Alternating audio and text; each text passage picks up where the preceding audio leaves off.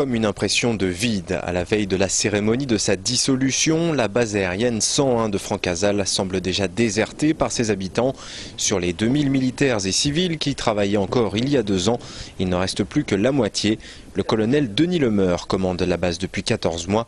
Demain, il en rendra le drapeau. Et le commandement d'un établissement de la défense, comme une base aérienne, c'est le drapeau qui en est vraiment le cœur, qui donne son originalité, qui donne le sens du commandement.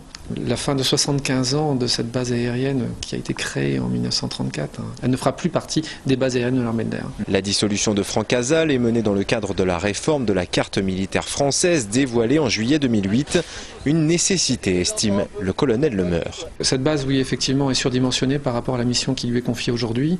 Et c'est bien évidemment la raison pour laquelle nous sommes dans ce processus de fermeture, qui est un processus d'accompagnement du personnel et de préservation du devoir de mémoire. Et pour le souvenir, justement, le colonel Lemeur s'est attelé à la rédaction d'un livre retraçant les grandes heures de Francazal.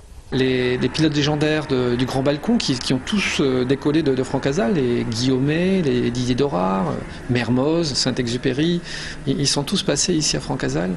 En 1934, l'armée de l'air est née le 2 juillet 1934 et l'armée de l'air a tout de suite installé ses premières escadrilles dès la fin de l'année 1934 et qui en a fait la première base aérienne de l'armée de l'air. L'histoire de Francazal ne va pas s'arrêter brutalement. Demain, un détachement air va y être maintenu encore jusqu'au 31 août 2010.